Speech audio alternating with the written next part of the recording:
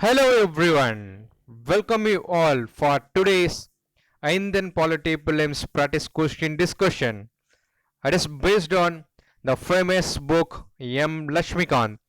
Today we are going to see set 1. Let us begin with the question number 1. With respect to the whip in the Indian political democracy, consider the following statement. Statement number 1. The whip main's duty is to look after the members of the party and keep them together inside the parliament. Statement number 2. The concept of whip is clearly mentioned in the Indian constitution when it was adopted. Which of the following statement here is are correct? Here we have to identify the correct statement. So kindly note down that we have to identify the correct statement. So let us see few points related to whip and then we will discuss the statements. See, the whip is the charged with the responsibility of ensuring the attendance of their party. So kindly note down this: attendance of his party members in large numbers and securing the support in favor or against a particular issue. He regulates and monitors their behavior in the parliament. And also, the members are to follow the directives given by the whip. Otherwise, disciplinary action can be taken. And also note that the office of the whip, on other end, it is neither mentioned in the constitution nor the rule of house or nor it is parliamentary statute.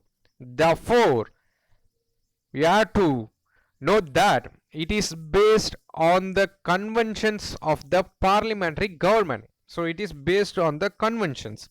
And also note that every political party, either ruling or opposition, has its own whip in the parliament, is appointed by the political party to serve as the assistant floor leader. So kindly note down, he is the assistant floor leader. Okay, so this is the concept about the whip. So one has to note that. So let us analyze the statement. Number 1, the whip main duty is to look after the members of the party and keep them together inside the parliament. Yes. What about statement number 2? The concept of the whip is clearly mentioned in the Indian constitution. No, it is neither mentioned in the constitution nor the rule of house nor in the parliamentary statute.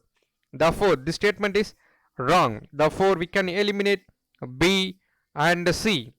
Therefore, answer would be A, 1 only. So let us move on with the question number 2. The Indian Parliamentary Group, which awards the Outstanding Parliamentarian Award to the members of the Parliament, is headed by, see, the Indian Parliamentary Group. Okay, the Speaker. Okay, kindly note down the Speaker of the Lok Sabha. Okay, the answer, straightforward answer is Speaker of the Lok Sabha. Option D. Speaker of the Lok Sabha act as the ex officio chairman. He is the ex officio chairman of this Indian Parliamentary Group, and which acts as a link between the Parliament of India and various parliaments of the world. The members of the Indian Parliamentary Group is open to all of members of Parliament and ex-members of Parliament. And also note that a member of Parliament can become a life member of the group on payment of, so kindly note down this one, on the payment of life subscription. So that is so this point is very important. So also one has to note that on ceasing to be the member of a parliament, the life of the member of the group is designated as, kindly note down this word also, it is designated as associate life member. Okay, so these are the important points related to Indian Parliamentary Group. And also note that the management and control of the huffer of the group are vested with the executive committees. Okay, therefore the straight answer would be D. The Indian Parliamentary Group, which awards the outstanding parliamentary award to the members of the parliament, it is headed by Speaker of the Lok Sabha. Let us move on with question number 3. To recommend the allocation of the time for items of the government and other business to be brought before the House, which of the following committee has to be approached? Number A, Committee on Subordinate Legislation. B, General Purpose Committee. C, Business Advisory Committee. The Rules Committee. See, one has to know every committee, so this is very important. So what about Rules Committee? See, this Rules Committee is nothing but it considers the matter of procedure and conduct the business in the House. Okay, here it conducts the procedure and also conduct the business of the House. Also conduct the business of the House and recommends necessary amendments or additions to the rule of the House. Where one has to note that the Lok Sabha contains 15 members, okay, including the speaker, okay, and speaker is nothing but the ex officio chairman here. And also in Rajya Sabha it contains 16 members, including the ex officio chairman as the ex officio chairman. So this committee considers and advises on the matters concerning affairs of the House, which do not falls within the jurisdiction of any other parliamentary committee. So here let us see the question. Okay, to recommend the allocation of time for the items of the government and business to be brought before the House, which of the following committee has to be approached? It's the straightforward answer. Okay, it is Business Advisory Committee. Okay, so this Business Advisory Committee regulates the program and timetable of the House. It allocates the time for the transaction of the legislative and other business brought before the House by the government. And also note that the Business Advisory Committee contains in Lok Sabha it contains 15 members, okay, and including the speaker as his chairman. And what about Rajya Sabha? In Rajya Sabha it has 11 members, including the chairman as the ex officio chairman. So this is the important concepts related to this question. So let us move on with the question number 4. With the respect to the consultative committee, so this is very important topic. It is also very important topic related to current affairs also. Kindly know more details about consultative committee. With respect to the consultative committee of the members of the parliament, which one of the following statement is not correct? So kindly note on the word, we have to identify the not correct statement. So it is headed by the Speaker of the Lok Sabha. It is reconstituted upon the constitution of each Lok Sabha. Its objective is to provide a forum for informal discussion between MPs and ministers. The maximum membership of this committee is 30. Let us discuss few facts. Okay, the membership of the committee is voluntary, okay, and is left to the choice of the membership and leaders of their party. And also note, the maximum membership of the committee will be 30 and the minimum will be 10. Okay, so therefore based on this, statement number D is right, but we have to identify the incorrect statement. So this statement is right according to the consultative committee. Okay, so what about statement number 3? Consultative committee provides the forum for informal discussion between ministers and members of the parliament on policies and programs of the government and manners of their implementation. Yes, therefore this statement is right. We have to identify the not correct statement. Okay, so let us analyze statement number 2. This committee are constituted by the Ministry of Parliamentary Affairs. So this committee is constituted by Ministry of Parliamentary Affairs. Kindly note down. Okay, Ministry of Parliamentary Affairs. The guidelines regarding the composition, functions and procedures of this committee are formulated by the ministry. The ministry also makes arrangement for holding their meeting, both during the session and intersession period of the parliament. Therefore, it is reconstituted upon the constitution of each Lok Sabha. Therefore, this statement is also right. Here we have to identify the not correct statement. Therefore, obviously, A would be the answer for this question. This is not correct statement, since the minister or minister in charge, okay, the minister or minister in charge of the state, okay, minister in charge, okay, of state will be there acting as the chairman of the consultative committee of the member, I mean committee of that ministry. Therefore, it is not headed by the speaker of the Lok Sabha. Therefore, this answer would be right for this question. Okay, not about the consultative committee.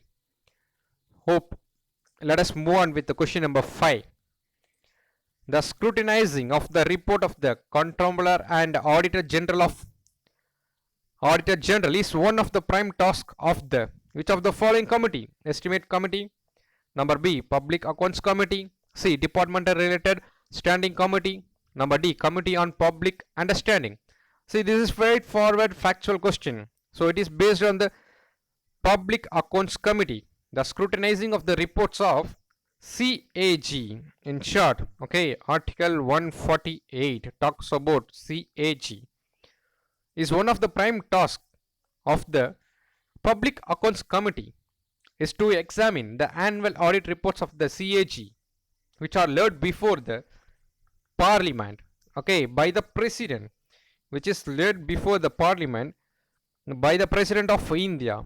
Okay, the CAG submits 3 audit reports to the President, namely the audit report on appropriate accounts and audit report on financial accounts and audit report on public undertakings. So these are the informations related to this, and let us see few facts related to Public Accounts Committee. See, this Public Accounts Committee consists of 22 members, okay, which contains 15 members from Lok Sabha and 7 members from the Rajya Sabha. The members are elected by the Parliament every year among its members according to the principles of proportional representation by means of single transferable vote. The term of the members of the office is 1 year. And also note, the minister cannot be, okay, the minister cannot be elected as the member of the committee. The minister cannot be elected, okay. So kindly remember these points.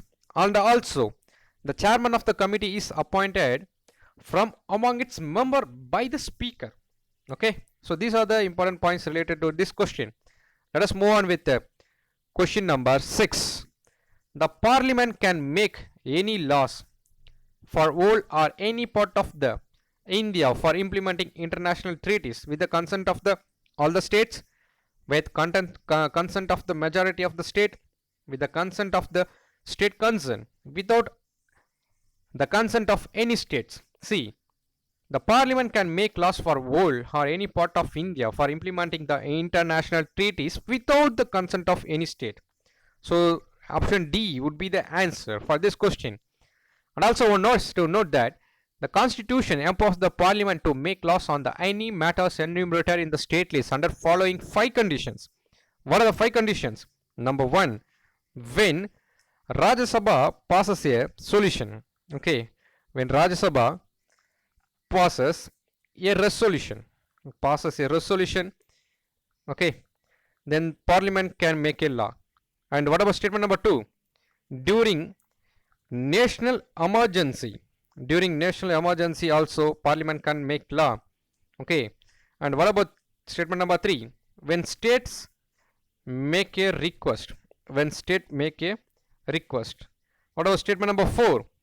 During the president rule, Parliament can make a law. And number 5, to implement the international treaties, okay, to implement the international treaties. Number 5, under these 5 extraordinary circumstances, the Parliament to make a law, okay, the Constitution empowers the Parliament to make a law on any matter enumerated in the state list, okay. So let us move on with the question number 7. This is also very important question. In recent year, the term of office of profit was in news due to the disqualification 20 Aam Aadmi Party MLAs from the Delhi Assembly by the Election Commission of India. In this context, the office of profit will be determined by which of the following authority? One has to note, see, under the provisions of Article 102 subclass 1 and also Article 191 subclass 1 of the Constitution, a MP or MLA or MLC is barred from holding any profit, any office of profit under the central or state government. This article clarifies a person shall not be deemed to hold an any office of profit under government of India or government of any state by reason only that he is the minister. The parliament can declare the particular office of the profit. Kindly note on the word the parliament. Okay, therefore the answer would be the Indian parliament. The parliament can declare the particular office of profit, will not be disqualify its holder from parliamentary membership. The Parliament Acts also enacted the Parliament, that is Prevention of Disqualification Act of 1959, which has been amended several times to expand the exempted list. So these are the important points related to this question. One has to kindly note down the office of the profit was in news. Okay, it is determined by the Indian Parliament. Okay, state question number 8. With reference to the Parliament of India, consider the following statement. A minister who is a member of one house of the parliament has right to speak and can vote in other houses also. Statement number 2. If any minister disagrees with the cabinet decision and is not prepared to defend it, he or she must resign. We have to identify the correct statement here from the given options. Let us see the explanations. Okay. See, one has to note statement number 1 is a partly correct. A minister who is the member of one house of the parliament has the right to speak and to take part in the proceedings of the other house, but he can vote only in the house of which he is the member. Therefore, he cannot vote in other house also. Therefore, this statement makes wrong. The first part is right. So this part is right, but this is wrong. Okay. Therefore, it makes the statement wrong. Therefore, we can eliminate A and C. What about statement number 2? If any minister disagrees with the cabinet decision and is not prepared to defend it, he must resign. Yes, this statement is right.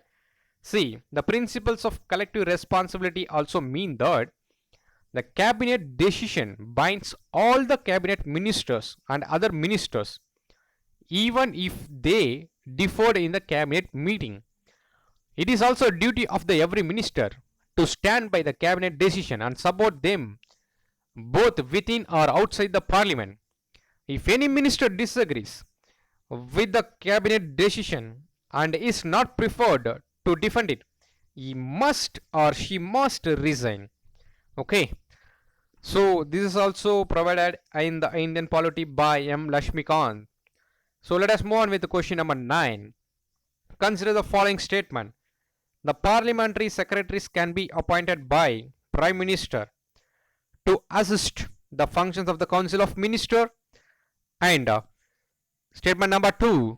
The concept of parliamentary secretary applies only to the parliament, not to the state legislative assemblies.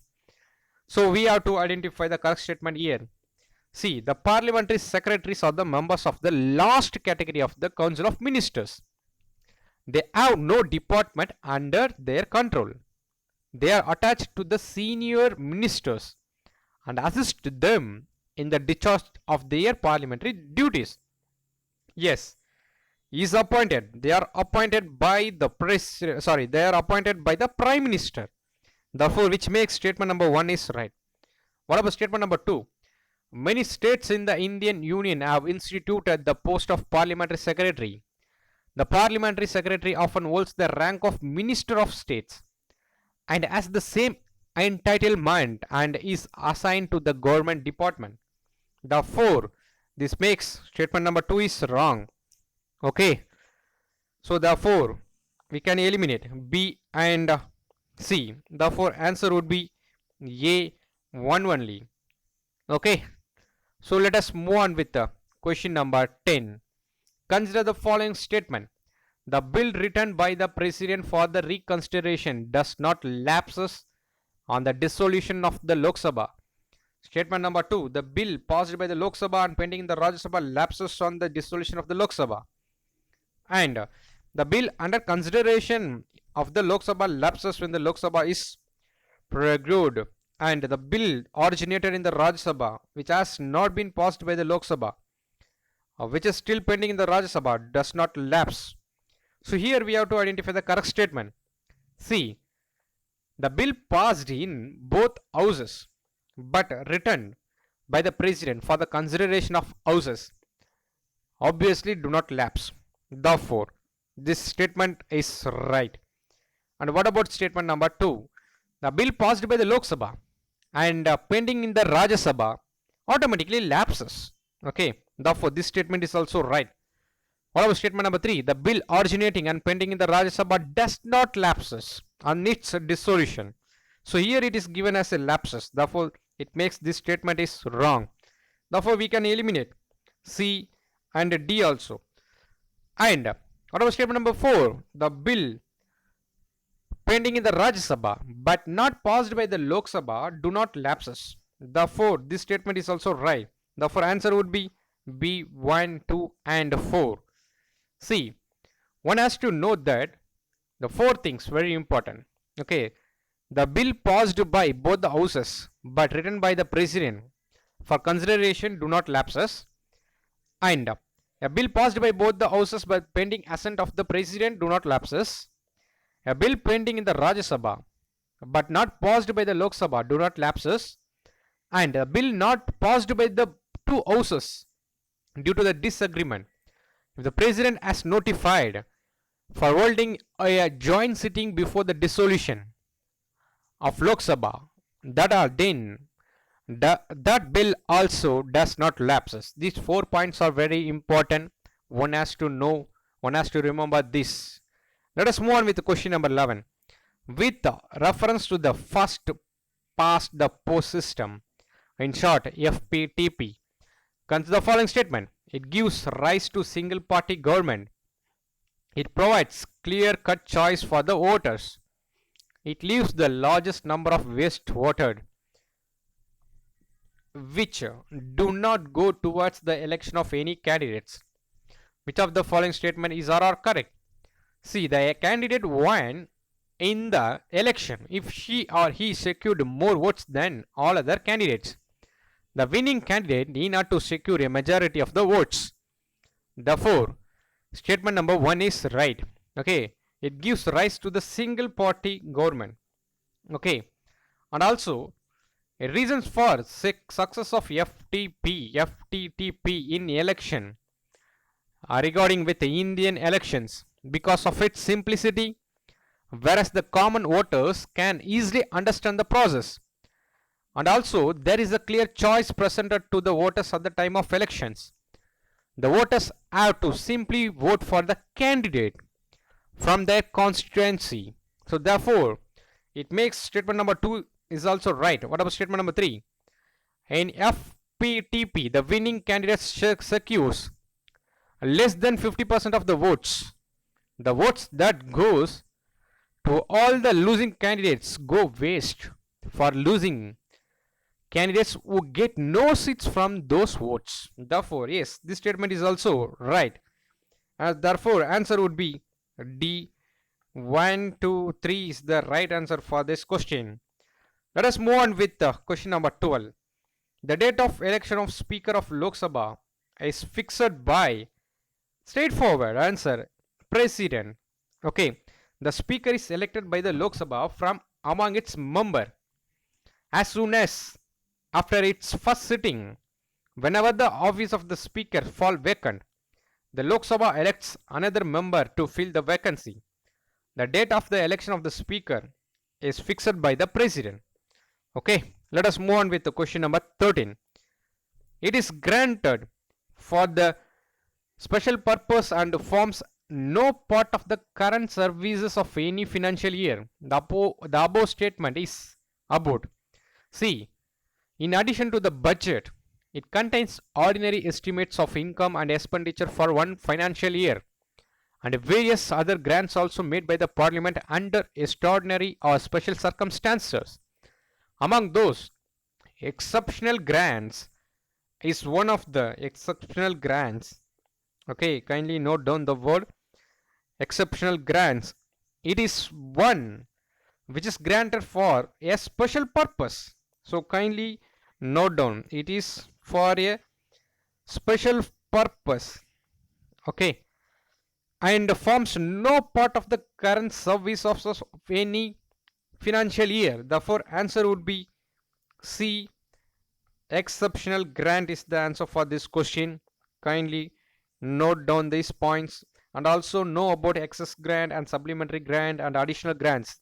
So these are the very important facts one has to know for prelims perspective. Let us move on with the question number 14. Consider the following statement with reference to the financial bill. It is introduced to give effects to the financial proposal of the Government of India for the following year. It is subjected to all the conditions applicable to the money bill. Statement number 3. Like the appropriation bill, the amendments cannot be moved in the financial bill. Here we have to identify the correct statement from the given below options. Let us analyze the statement number 1. The financial bill are those bills that deal with fiscal matters. And also remember, it's revenue or expenditure. Therefore, the statement is right. It is introduced to give effect to the financial proposal of the Government of India for the following year. What about statement number 2? All money bills are financial bills, but all financial bills are not money bills.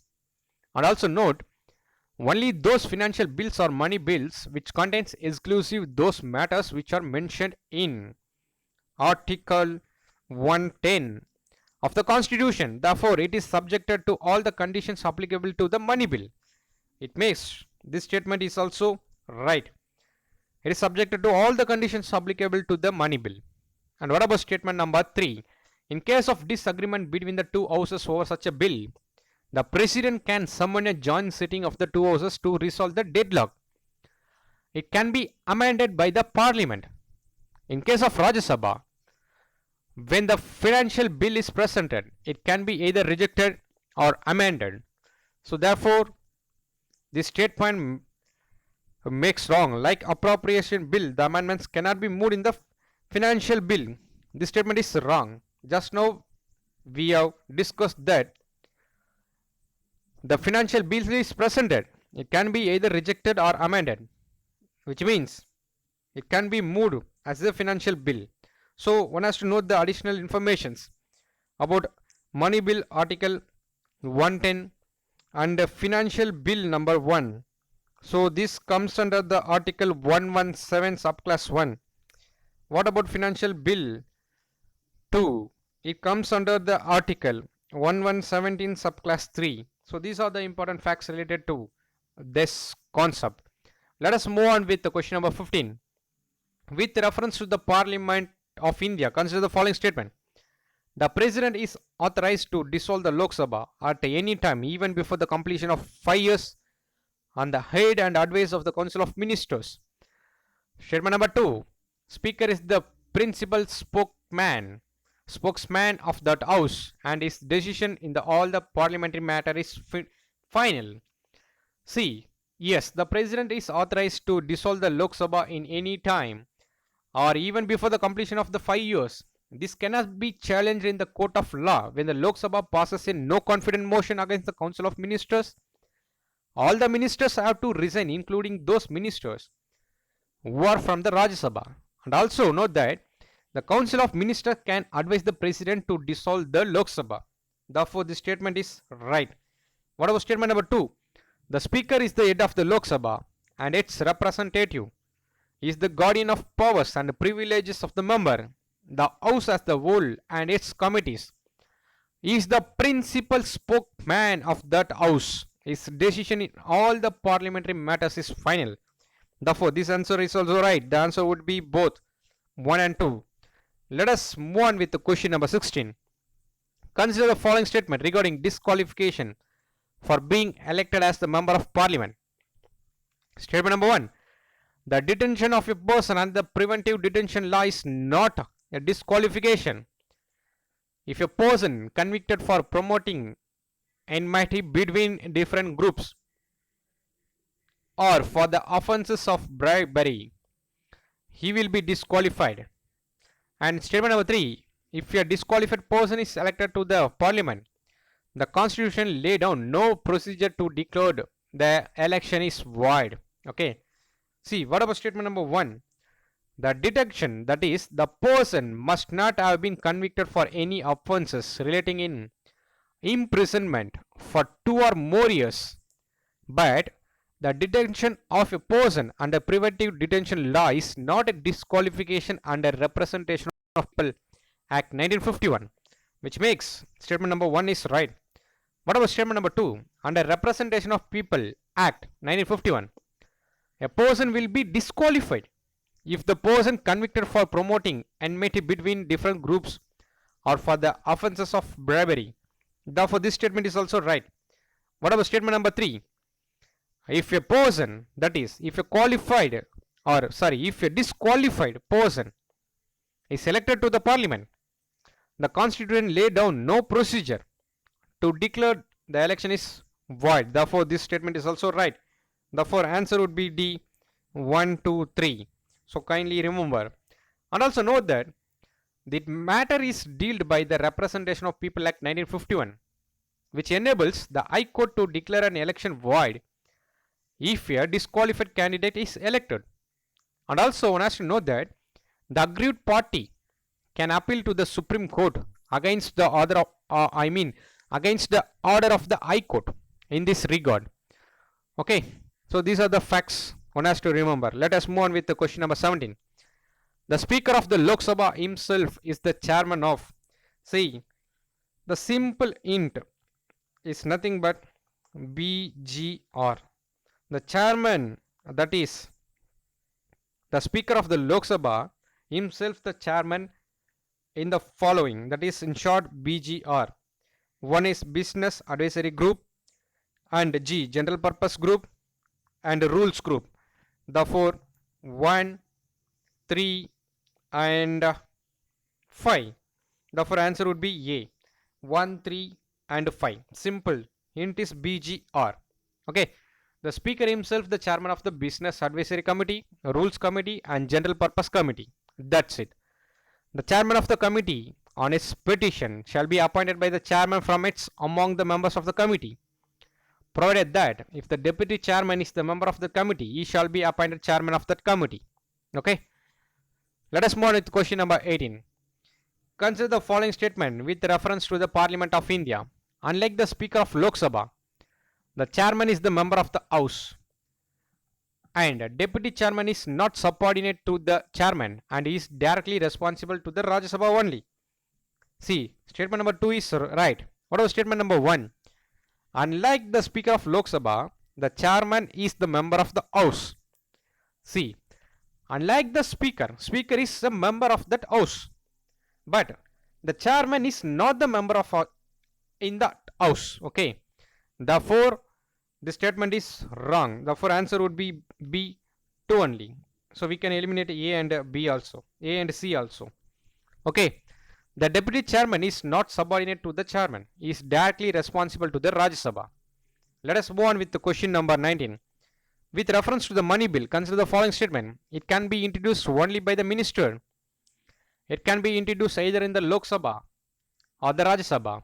It can be detained by the Rajya Sabha for the maximum period of 6 months. See, here we have to identify the not correct statement. That is very important. Here we have to identify the not correct statement. See, let us identify the correct statement. The money bill is considered to be a government bill. Money bill considered to be a government bill. Kindly remember, this money bill can be considered as a government bill. Therefore, it can be introduced only by a minister. Therefore, this statement is right. We can eliminate. We can eliminate A and C and D. So these options are eliminated. Therefore, answer would be B, 2 and 3. Since we have to identify the not correct. Okay. So this is correct statement. Yes, let us see about statement number 2. The money bill only introduced in Lok Sabha, not in Rajya Sabha. Therefore, this is wrong. The Rajya Sabha has restricted power with regard to the money bill. It can be rejected or amended a money bill. It can only make the recommendations, and also note down that it must return the bill to the Lok Sabha within 14 days. Within 14 days with or without the recommendations. Okay. Therefore, this statement is also wrong. Here it is given as a 6 months. Therefore, it makes this statement wrong. Let us move on with the question number 20. Consider the following statement with reference to the prorogation of the parliament. It only terminates the sitting, not the session of the house. It is done by the presiding officer of the house. All the pending notice other than those for introducing bills lapses. Here we have to identify which of the following statement is or are incorrect. See, it terminates a sitting or not a session of the house. No, therefore this statement is wrong. See, the prorogation not only terminates the sitting but also session of the house, whereas adjournment will terminate the sitting, not a session of the house. Okay. Therefore, statement number 1 is wrong. What about statement number 2? The presiding officer or speaker or chairman declares the house adjourned, signed by, and when the business of the session is completed. Whereas, within the next few days, the president issues the notification of prorogation of the session, and the adjournment is done by the presiding officer of the house, not the prorogation. Therefore, it makes this statement is wrong. Okay. So it is done by the president. Okay. All the pending notices other than those for introducing the bill lapses. Yes, it lapses. Therefore, this statement is right, but we have to identify the wrong statement. Therefore, answer would be A, 1 and 2 only. And also note that it also does not affect the bill of or any other business pending before the house. However, all the pending notice lapses on prorogation and fresh notice have to be given for the next session. Okay. Let us move on with the question number 21. Which of the following statement best describes economic cut motion? It represents the amount that can be reduced in the proposed expenditure. We state the amount to be demand by reduced by rupee 1. So we have to identify the correct statement here. See, it represents the economic cut motion is motion moved by the opposition to reduce the proposed expenditure. Okay, economic cut motion. Cut is the interior. Cut means obviously reduce. Therefore, this statement is right. What about statement number 2? The amount is not reduced to rupee 1. Here it is given as rupee 1. Therefore, this statement is wrong. We can eliminate this 2. Therefore, answer would be A, 1 only. See, there are 3 kind of cut motions. One is policy cut motion, and second one is economic cut motion, and the third one is token cut motion. So it is also given in the M. Lashmikant. Kindly go through these topics, very important. Let us move on with the question number 22. In which of the following circumstances the Rajya Sabha has equal status? Okay, equal status with the Lok Sabha. Number 1, introduction and passage of constitutional amendment bills. Statement number 2, making recommendations to the President for the removal of Chief Justice of India. Election and impeachment of President. See, the Council of States, that is Rajya Sabha, has equal status with the legislating, that is constitutional amendment bills, and removal of Chief Justice of India, and impeachment of President. Therefore, all the given statements here are correct. Therefore, answer would be D, 1, 2, 3. Okay. Let us move on with the question number 23. Consider the following statement with reference to the departmental standing committees of the Parliament.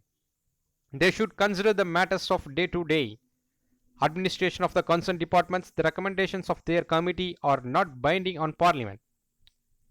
We have to identify the correct statement here. See, the main the main purpose, that is function of this committee, is to secure financial accountability. The departmental standing committee's main function is to secure financial accountability of the executive, to the parliament. Therefore, this statement is wrong. Therefore, we can eliminate A and C. What about statement number 2? The recommendations of the committee are not binding. Yes, these recommendations of committee are not binding to the parliament. Therefore, B, 2 only is the right answer. Let us move on with the question number 24. Consider the following statement. No person shall be excluded from the electoral roll on the grounds only the religion, race, caste, sex, or any of them. Statement number 2. The subordinate court of the land will have no jurisdiction or dispute relating to the elections of the members of state legislature. We have to identify the correct statement here. See, this is very important. So one has to note about Article 326. This 326 state that no person shall be excluded from the electoral roll of race, religion, caste, sex, or any of them. Therefore, this statement is right. What about statement number 2? Therefore, this disputes relating to the elections of the members of the state legislature comes under the original jurisdiction of concerned High Court. Okay, not the subordinate court. Therefore, this statement is wrong. Therefore, answer would be A1 only. We can eliminate. Okay. So, let us move on with the last question. Today's last question. We have started with whip. We are ending with whip. With reference to the whip, consider the following statement. The office of the whip in India is not mentioned in the constitution, but in the rules of the house. We have already discussed. This statement is wrong. It is neither mentioned nor mentioned in the constitution, neither mentioned in the rule of house, etc. And what about statement number 2? Since 1985, no MPs lost their seat in parliament for disobeying the parliament whip. See, one has to note that statement number 1 is wrong. We have already discussed. What about statement number 2? The order of, okay, see, statement number 2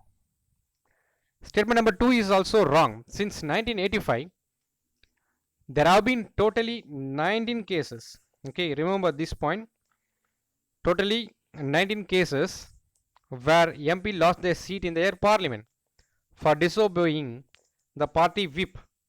Okay, here kindly change it as we have to identify the incorrect statement. Okay, we have to identify the incorrect statement, not a correct. So recorrect it. So therefore, answer would be both the statements are wrong here. Therefore, answer would be C, 1 and 2 only. Okay, we are change. We are making some changes related to this question. Okay, therefore the answer would be 1 and 2 only. With this, I am concluding this session. We will meet in the next session. Thank you all. Have a good day.